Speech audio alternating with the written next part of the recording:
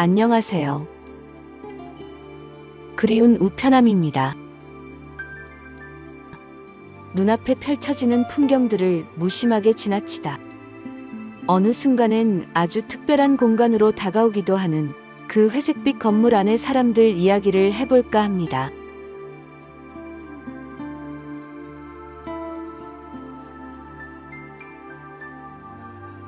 햇살이 따끈따끈하게 집안을 데펴주는 오후. 정남향으로 단 한 동만 오뚝 서 있는 아파트이다 보니 눈앞에 거슬림 없이 시야가 툭 터져 훤하다. 겨울철 방 깊숙이 들어오는 햇살은 그지없이 반가운데 가끔 불편함이 있다면 대낮에도 귓가를 강타하는 바람 소리이다. 어쩌다 강풍 예고라도 있는 날엔 바람에 집이 날아가지 않도록 굵고 긴 밧줄로 꽁꽁 싸매어야 할까 걱정도 때론 한다. 인구가 점점 소멸되어가는 작은 소도시.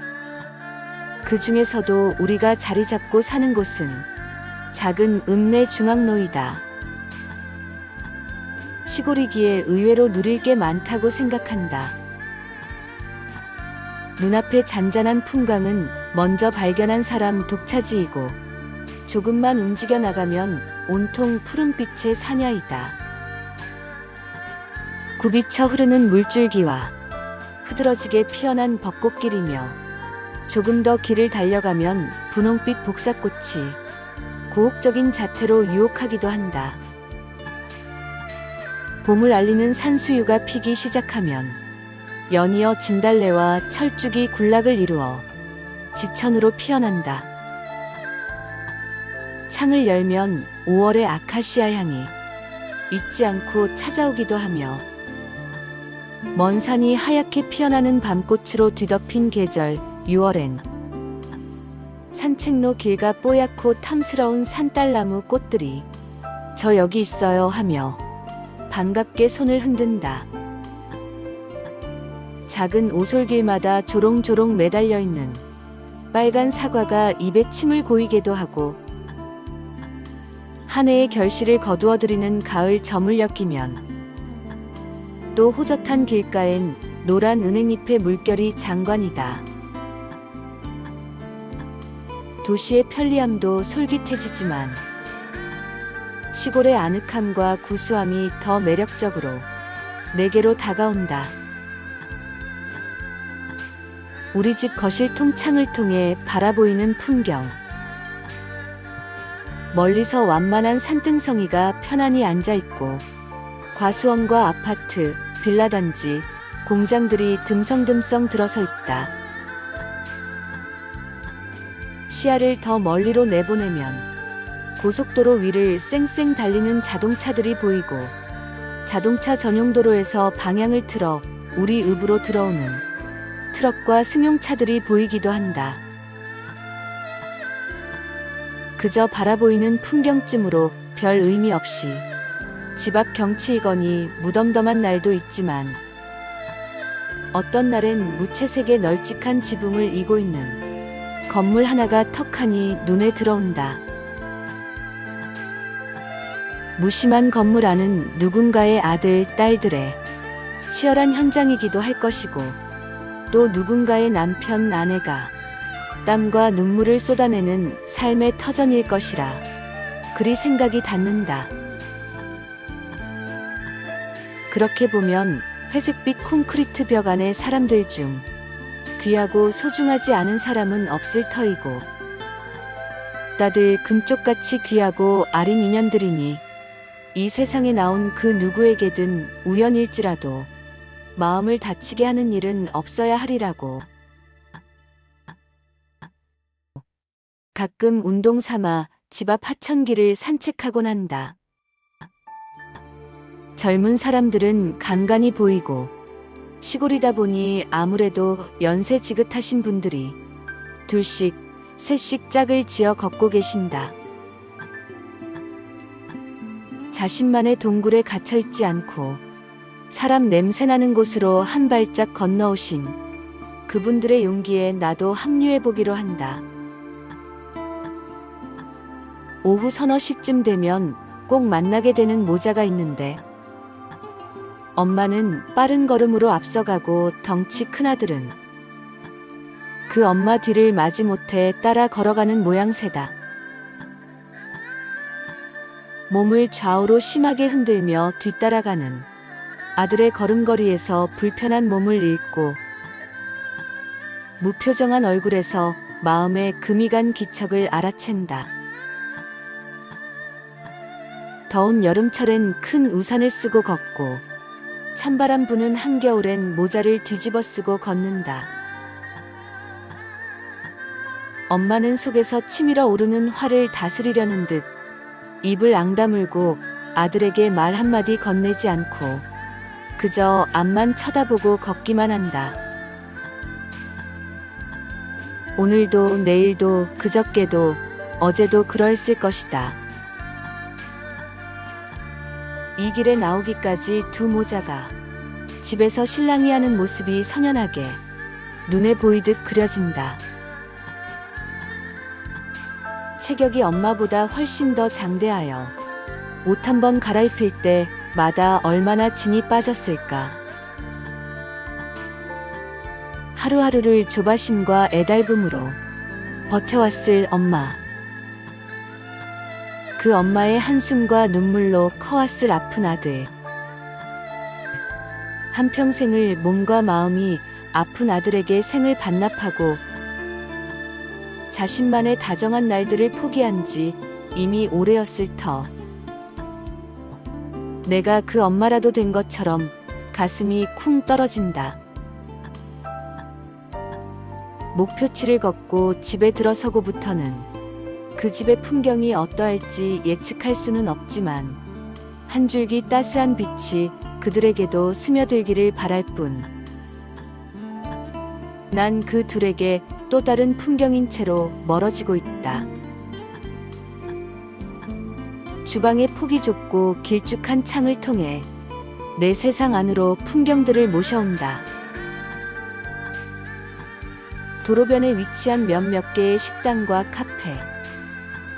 사람이 없다 하지만 점심때만 되면 어디서 사람이 나타나는지 동네 맛집이라 불리는 아담한 식당엔 들락날락하는 이들로 인해 갑자기 활기가 넘쳐난다. 시골이 생각보다 맛집이 많다. 유동 인구가 없다 보니 살아남기 위해 변화를 주어서 그러할까. 인테리어나 메뉴까지 점점 세련되게 바뀌어가는 중이다. 겉모습으로 보여지는 외관보다 막상 실내로 들어서면 아니, 훨씬 분위기가 근사하고 깔끔해 놀랄 때가 있다. 그리고 읍내 중심가이다 보니 한 도로변에 밀집 정도는 아니나 여러 가게가 도열해 있다. 과수원이나 밭이 많으니 중국집이 즐비하고 서로가 경쟁일 텐데도 새로 생겨나는 음식점은 대부분 중국집이다. 대도시 못지않게 맛도 일품이고 양도 넉넉하게 얹어주는 인심이니 굳이 시내로 나갈 필요를 못 느낀다. 우리 동네 고깃집은 1인분에 200g이나 준다. 차로 20분 정도 나가면 도시의 냄새가 풍겨지는 고깃집이 한 집 건너 한 집이지만 우리 동네 이 집을 따라잡을 수는 없지. 가성비 좋고 곁따라 나오는 반찬까지 상이 비좁을 정도로 만나고 푸짐하니 어쩌다 무슨 날이라도 되면 무조건 직행해야 한다. 나도 하루 중에 많은 시간을 주방에서 얼쩡거리다 보니 싱크대 창을 통해 많은 정보를 저절로 알아가게 되기도 한다.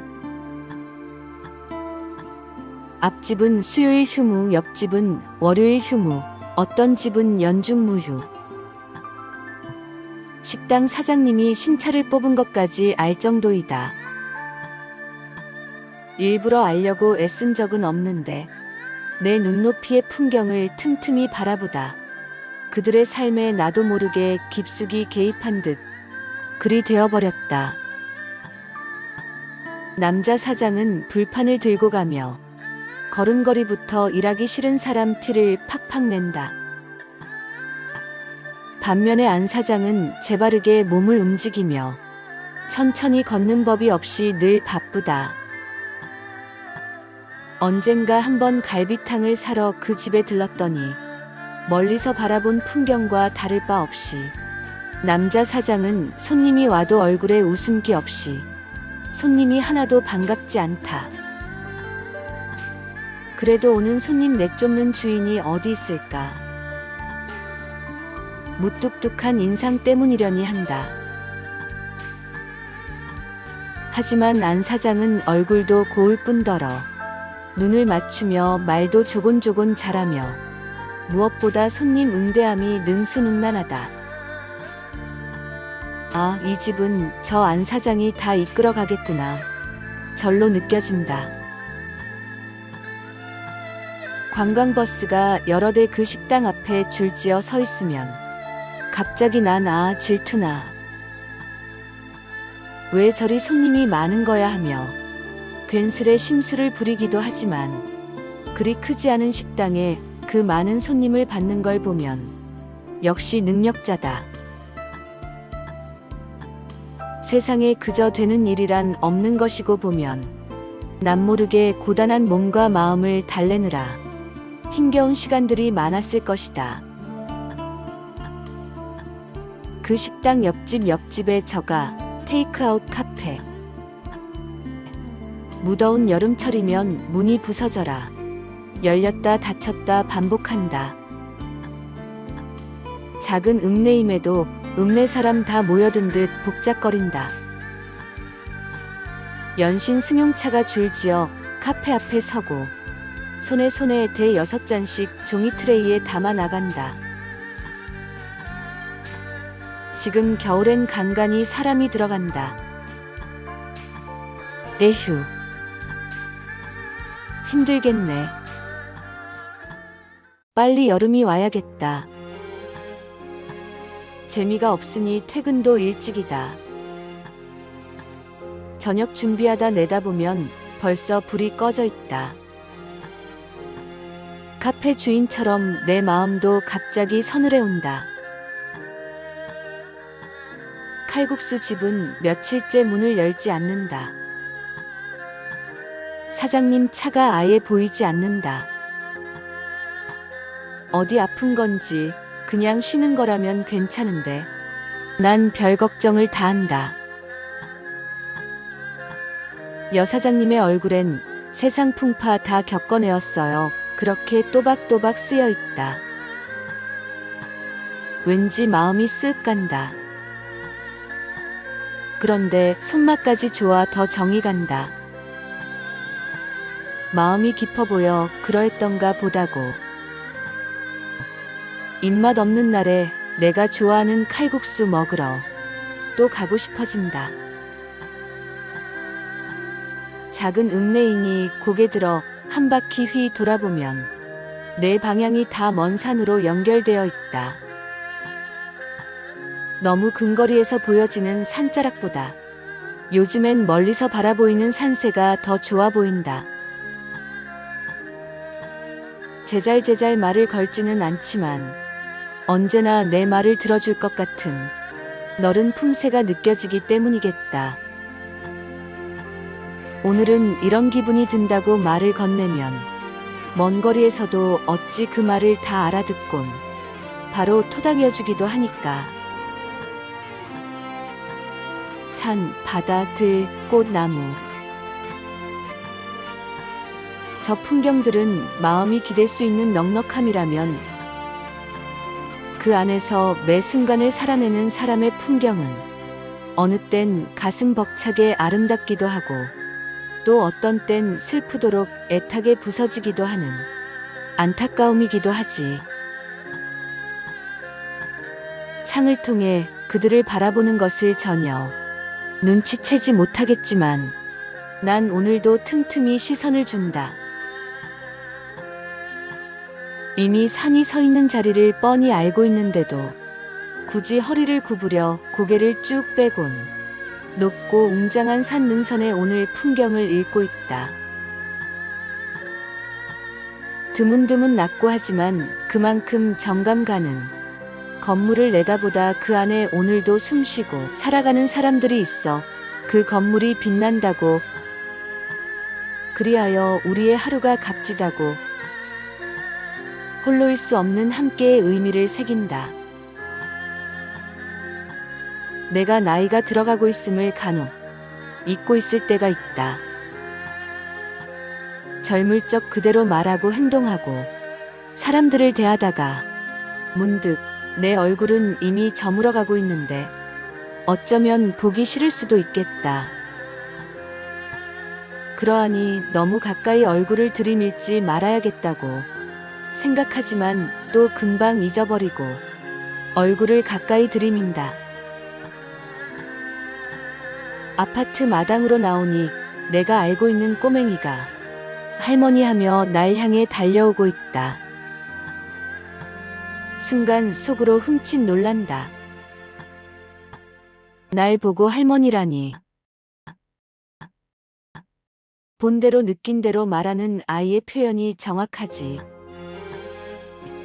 아, 맞다. 나 할머니 맞다.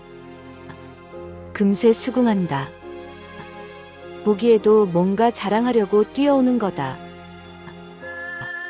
저 엄마 닮아 눈이 예쁜 그 아이는 나비가 폴폴 날아가듯 두 팔을 살랑살랑 흔들며 통통거리며 뛰어온다. 어떤 날엔 내가 먼저 아른 체를 해도 저 화났어요. 말 걸지 마세요. 그런 표정으로 입을 삐죽이더만. 오늘따라 저 녀석 기분이 최고이다. 녀석의 기분에 맞추어 나도 함께 신나게 웃어준다. 보니 엄마하고 나들이 가는 모양이다. 1여 년 전에 한 노부부가 우리 아파트로 이사 오셨다. 근처 전원주택에 사시다 집 관리하기가 어려워 집은 처분할 새가 없이 급히 아파트로 오셨다고 한다. 그 할아버지에게도 한 시절에는 주위의 존경을 받던 때도 있었을 것이고 내조하시던 할머니도 품이 있는 모습으로 부러움의 대상이기도 했을 것이다. 할아버지는 걸음걸이도 좀 불편하시고 약간 치매기가 있어 보이지만 항상 할머니가 할아버지 손을 잡고 보조를 맞추어 천천히, 아주 천천히 걸어가신다. 집 근처 마트에 가서도 만나 뵙고 엘리베이터에서도 종종 뵙게 된다. 할머니는 아직도 고우신데도 내가 인사를 드리면 자꾸 내 시선을 피하고 싶은 눈치다. 예전의 아름다움을 상실했다고 느끼시는 듯하다. 한동안 마주치지 못하다 어쩌다 또 뵙게 되면 이번엔 할머니가 먼저 인사를 건네시며 반가워하신다.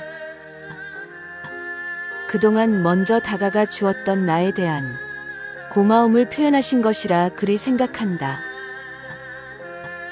할아버지는 표정도 걸음걸이도 어눌해 보이지만 그러한 모습도 이제는 편안히 내보여 주신다. 어쩌면 감추고 싶어 하셨을 당신 남편의 모습을 이제는 마음을 내리고 내게는 열어 보여주시는 것 같아. 그래서 또 감사하다.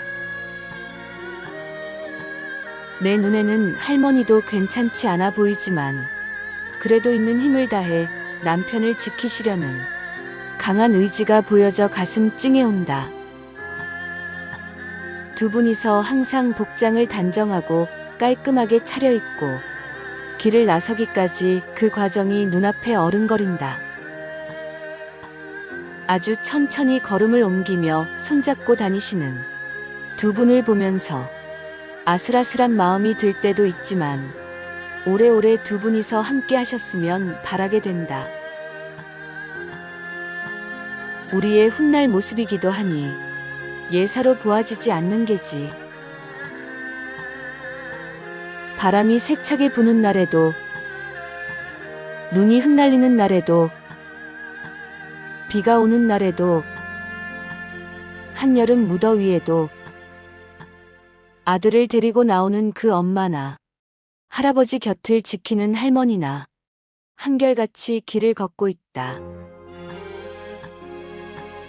작은 소도시 그 안에서도 또 작은 읍내. 나지막한 지붕들을 이고 소음이 거의 없는 한적하고 조용한 곳. 사람 구경 제대로 할 수 없는 적적한 곳이기는 해도 또 그 세상 속에서는 서로가 서로에게 풍경이 되어주며 그렇게 어울리며 살아가고 있다. 아침이면 조무래기 아이들이 자신보다 더 큰 가방을 둘러매고 뛰어가는 모습이 보인다. 친구들이랑 335 등교하는 언니, 오빠들도 보이고 조그만 강아지 산책시키는 젊은이도, 때로는 연세가 있으신 어르신도 보인다. 나무를 씻다 옆으로 널찍한 긴 창을 내다보면 저 바깥 세상의 일들이 나에게로 슬며시 말을 걸어온다. 허리가 구부러진 할머니가 유모차를 급히 몰며 신장로 길을 건너고 계신다. 내 마음도 함께 급해지고 있는 순간이다. 무사히 건너셔야 하는데 어찌하였든 다 건너시는 모습을 확인하고서야 내 시선을 걷어들인다. 난 시끌벅적 화려한 것보담 지금 살고 있는 고요하고 적막하고 한적한 이곳이 참 좋다. 나란 사람 자체가 그리 별로 내세울 것도 없이 한가로우니 저절로 자신과 닮은 공간에 마음을 내어주기도 하나 보다고. 허나 그 안에서도 나름 각자의 생을 살아내느라 고군분투하고 있으리라는 짐작은 하고 있다. 사람은 어디든 정붙이며 살아갈 수 있겠지. 난 내가 살던 집마다 머무를 적에는 참 좋다 하며 살았고, 또 다른 곳으로 이사 가면 또 그 집이 참 좋다고 하며 여기까지 왔다. 단지 집만 그러할까? 사람도 마찬가지가 아니겠는가? 뭐 두드러지게 특별할 건 없어도 각자 나름 매력이 있고 가까이 다가가 보면 나만 발견할 수 있을 그 무엇이 꼭 있게 마련이다. 어디서든 살아내고 어떤 사람이건 인연 지으면 미우나 고우나 한생같이 엮어가는 길동무이니 서로가 서로에게 훈훈한 풍경이 되어주며 맛깔스럽게 살아가 보자고 다짐 아닌 약속을 한다. 안개가 자욱한 날, 그런 날은 해가 더 밝게 비춰주더이다. 앞이 보이지 않아 어디로 발을 디뎌야 할지 도통분간이 되지 않는 날도 있겠지요. 그러하여도 또 우리는 환한 햇빛이 우리 앞에 당도하게 됨을 본능적으로 느끼곤 합니다.